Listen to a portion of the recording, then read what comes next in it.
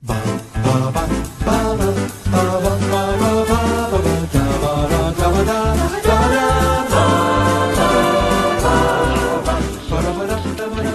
ideas. You've just crossed over into the Twilight Zone. Hello, I'm Thomas Carruthers. I'm Sharif. And I think we talked about it in the last one. I can't remember. But instead of the original plan, which was 50 episodes, one a week, concurrent to our regular programming, we have now separated and we're doing 5 chunks of 10 episodes. We're still doing the top 50. We're still doing. I spent a lot of time doing that. But in chunks. Anyway, that's to say that today is our 9th episode. And our penultimate episode of this block, we will be rounding out the finale of these first 10 episodes next week with Perchance to Dream. And then we'll be back in the new year around March time with another block of 10. So you won't have to wait too long. But all the same, we have 2 great episodes. Well, we're recording back to back, but we have a great episode to talk about right now. People Are Alike All Over. Now, Jay, was this one of the ones that you'd seen before, or is this a new one? No, this is a new one. And what was your first reaction? I thought it was really good. Yeah. Have you seen Nope? I have. Yes, it reminded me of that. Yes, Nope very was great. obvious reasons towards the end. Yeah. Nope, I absolutely loved Nope. I think I gave it 9 out of 10, but I think on a rewatch that might be 10 out of 10. I think anyway, but very, very good. Yeah, we'll talk about that. We can talk Nope spoilers. We can talk Nope spoilers. Yeah, we can. This is one of those, I don't know, it's a bit like a short story. I mean, they're all short stories, but I mean, it's a bit like a short story in that for the most part, it's pretty mundane fare. Pretty average sort of spaceman in a new place sort of stuff with an absolute killer ending that then makes you immediately want to start again. And suddenly, even though it is pretty average stuff for the first 20 minutes, once he gets to Mars and starts meeting everybody and you start breaking down every one of Suzanne Oliver's looks to her dad or whatever, all these people, it's suddenly a whole new beast. Yes. No, yeah. Very, standard, like going to space story. Besides, the main character is very nervous, and which I think was maybe made it stand out a little bit more. And then there's obviously the other guy who he goes there with, Marcusson, whose name he shouts several times. He does shout it out a lot. So this is the wonderful Rowdy McDowell as Conrad. Have you seen Fright Night, the 80s? No. Fright Night, good movie. And he plays a sort of TV spokesman who's a Van Helsing figure, and then the kids who are trying to find the vampire take him out. Anyway, that's very good. And he's very good in this. The opening narration: you're looking at a species, a flimsy little 2-legged animal with extremely small heads, whose name is man. Warren Markinson and Samuel A. Conrad. Oh, sorry, Warren Markinson, age 35, Samuel Conrad, age 31. And then they talk a little bit.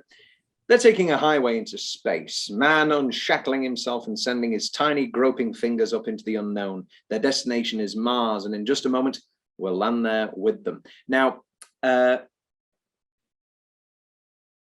Mars, they make a very specific choice to make this Mars. Now, obviously, we've never known a life not knowing what Mars is.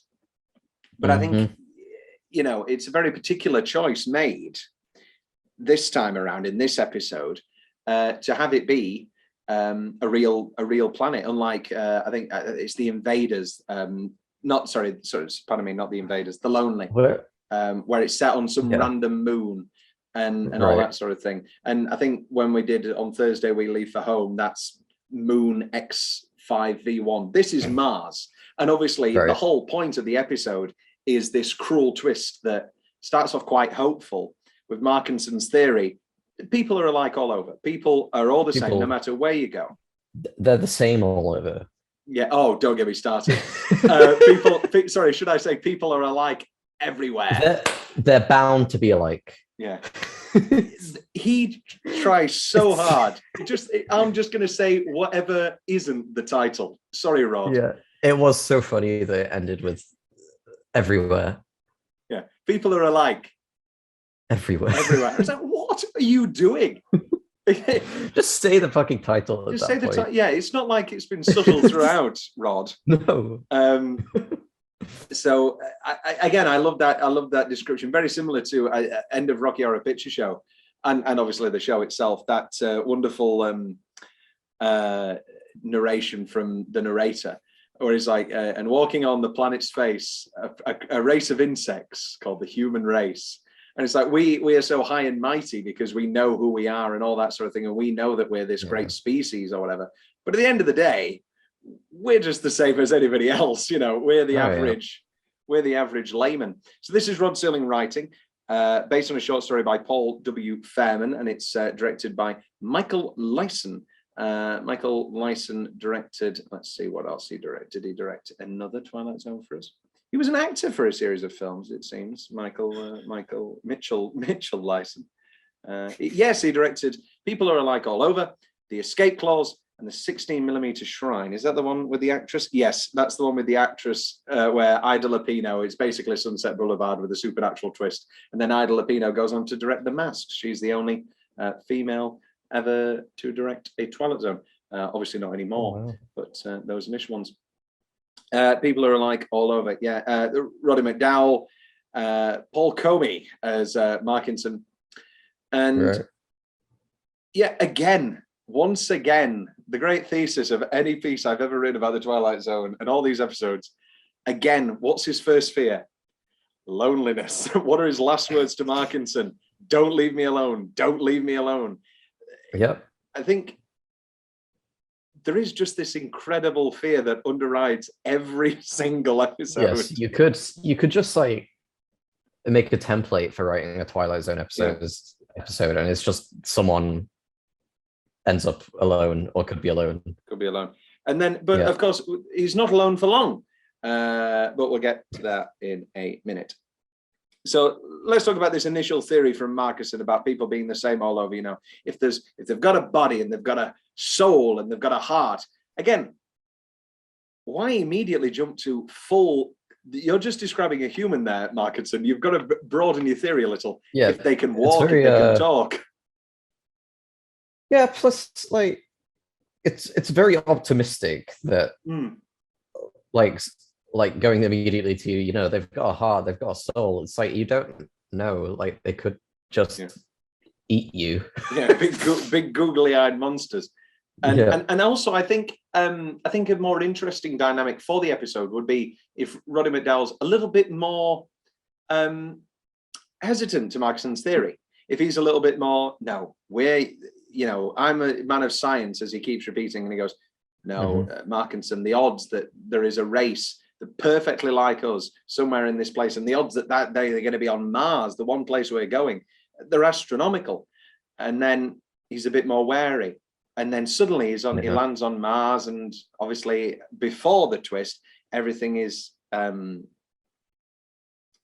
going quite well. So let's get to that. Let's get to that midway mark. Let's go through this. Yeah. So Mars, as I said, I've talked about that. I always think I don't know where it's stuck in my head.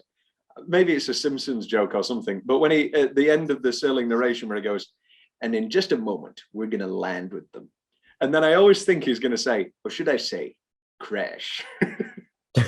Because it immediately cuts to do Mars, do and the fire.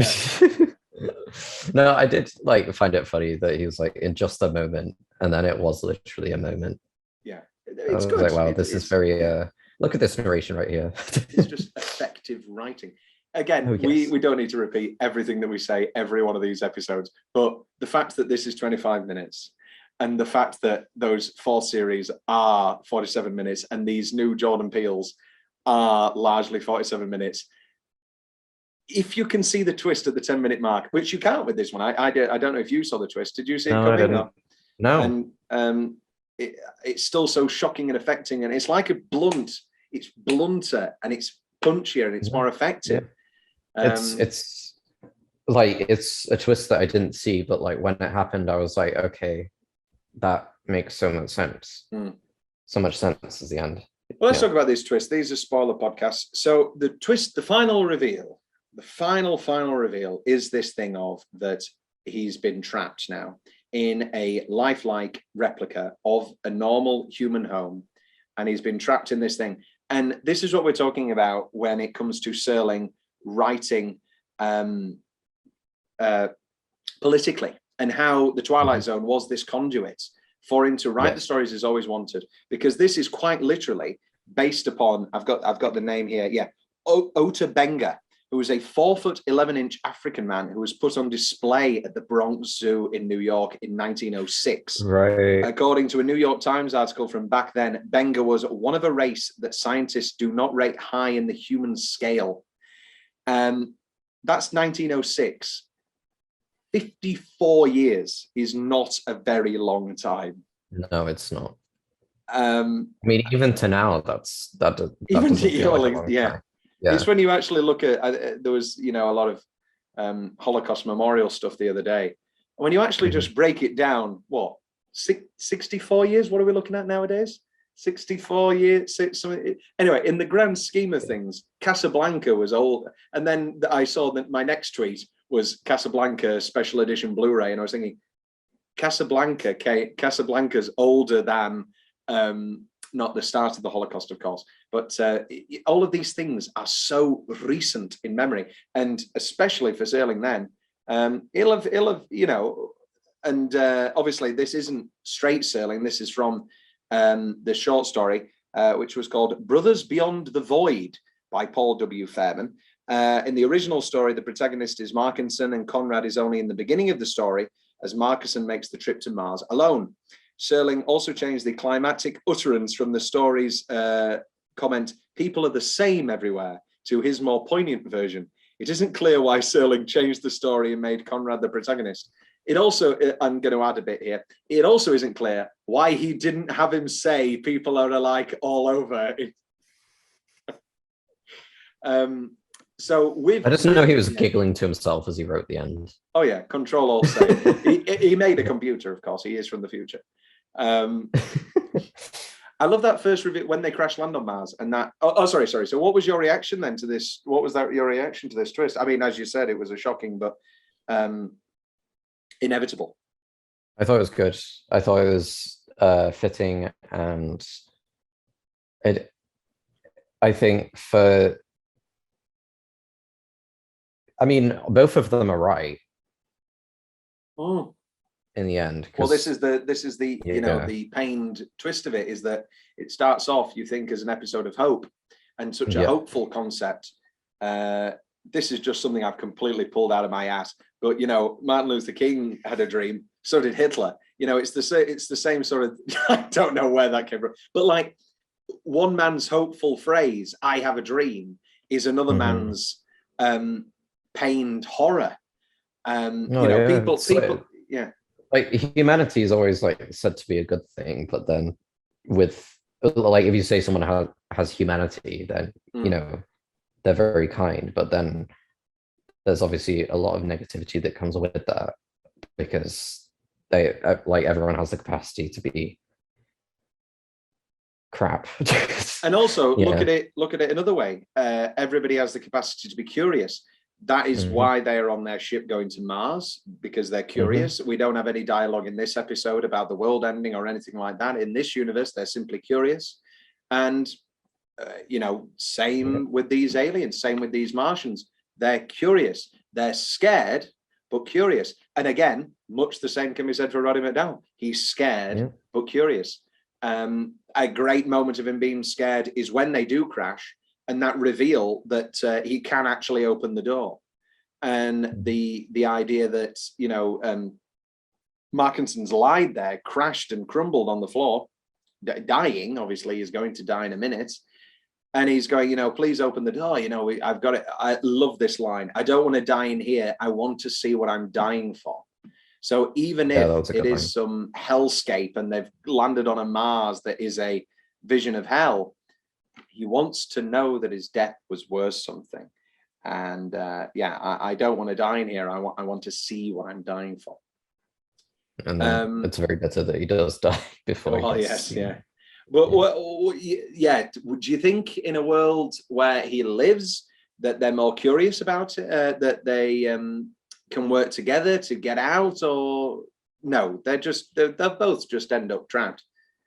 Yeah. Do you think one of those? Screwed either way. I think maybe in a completely different script where they both survive, you'd probably have Markinson as the Conrad role and be sort of blindly optimistic, and maybe Conrad a bit more wary and a bit more scared, and then maybe around the 20-minute mark, hey, where's Conrad? Oh, we sent him out. He's going for a walk with Suzanne Oliver or whatever, and then obviously another reveal near the ending. We had to get rid of him. Yeah. Suzanne Oliver doing what did you say? Are you coming, Tina? Yes, Tina. I just love it. What is it here? Oh yeah. I'm called Tina. And Susan, and then Suzanne's reaction on that line that you just said of, are you coming? Yes. Yes, I guess I will. And one of the reactions of the guys in the foreground, you don't really notice it on a first watch because it's so quick and you're focusing on Roddy McDowell. He is just like, come, bitch, you better come. You are coming. Don't give this away. Don't ruin this for us. We have a real human here. All sorts of sci-fi equipment on that ship, this beautiful sci-fi set, and then he pulls out a regular gun.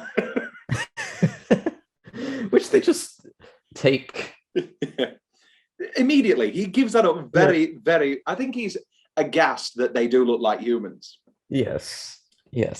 So the unconscious transference of language, that sort of idea. I wrote that in my notes because I was impressed that they addressed it. Because I was like, hey, they addressed the language barrier. Because I was like, I know that these aliens, well, they are aliens, that these aliens are going to speak and they're going to speak in English. Yeah. Like, I know that they're not talking, obviously, at first, but I'm like, I know they're going to talk in English because it's the Twilight Zone. Yeah. And I was like, they're not going to address it. And then they did. And I was like, okay. Good job, Rod. It made me think, is there a sort of visual hypnotism going on as well? Do they look that human? Yeah, I had that idea as well. I was wondering that. Yeah. And then they give him the room. They've done this lovely room. I look maybe one of my favorite parts in the whole thing. Oh, it's a perfect replica. Oh, sorry. How is the room? Oh, it's a perfect replica. Perfect. And all the happy faces of the Martians. Obviously, you'll notice more on the second watch, but they're all so happy with themselves and so proud.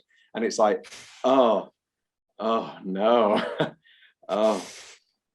And I love the believability of him staying in there for a while.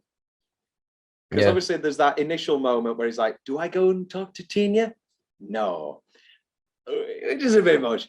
But then that slowly is going around and he has the scotch and he goes, oh, if this is an illusion, a guy can, again, a line that will come to haunt him. If it's an illusion, a guy can live with it. I don't think he's going to feel the same way come tonight, come a year from now, come, do they have alien technology? Is this, can they keep him alive forever? Are they going to send more people to Mars? Yes, as they're going to be a rescue mission. And then the reveal of the there's no windows, and the big black bars, the big black wall, and then slow reveal, and then he finds the sign, Earth creature in its native habitat, and they awkwardly freeze frame because they clearly didn't get a shot of it long enough before he grabs it. And then Tina is suddenly has a change of heart and has to leave. She can't watch it anymore. Everybody is into it apart from Tina. Yeah. I guess, yeah. Seems about right, to be honest. Yeah, this is the scary thing, isn't it? Yeah. Then it's like that scene from Nope. Yes, let's talk about Nope before we spoilers for Nope. Obviously, People Are Alike All Over is an absolutely sensational episode. And then Marcusson, you were right. You were right. People are alike. People are alike everywhere. Oh, anyway, it gets me every time. I watched this recently with an ex, and she laughed out loud at that line. Yes, indeed. Yes, indeed. Jay has frozen. But yeah, Nope. So spoilers, I guess, we'll conclude People Are Alike All Over, and then we'll just talk a little bit about Nope, spoilers and all that sort of thing. Closing narration, species of animal brought back alive. Interesting similarity in physical characteristics to human beings in head, trunk, arms, legs, hand. I can't not doing the voice. Very tiny, undeveloped brain. Comes from primitive planet called Earth. Calls himself Samuel Conrad. And he will remain here in his cage with the running water and the electricity and the central heat as long as he lives. Samuel Conrad has found the Twilight Zone. Terrible way for Samuel to live his life. Yes, I mean, you could look at, vegetarianism and all that sort of thing. I'm sure if we had Rian on, she would talk about how this is how all animals are treated. And I would say, yeah, but I just had a lovely steak. And I did. But that is that. So that is People Are Alike All Over. So spoilers for Nope. You're talking about the spectacle, I'm guessing, and all that sort of thing, and the capturing of the horses, and then, yes, I'm talking about the bit with Stephen Yeun, where he's gathered all the people and they're watching. Without a shadow of a doubt, my favorite part of that film. Yeah, that was.